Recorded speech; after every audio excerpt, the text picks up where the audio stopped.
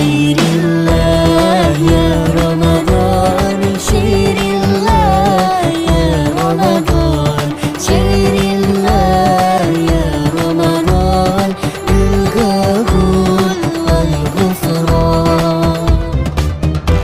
Ini bulan-bulan yang suci, bulan umat-umatnya Nabi, bulan Ramadan penyejuk hati untuk ibadah setiap hari. Jika puasa tinggalkan dosa, sucikan hati dari tercela.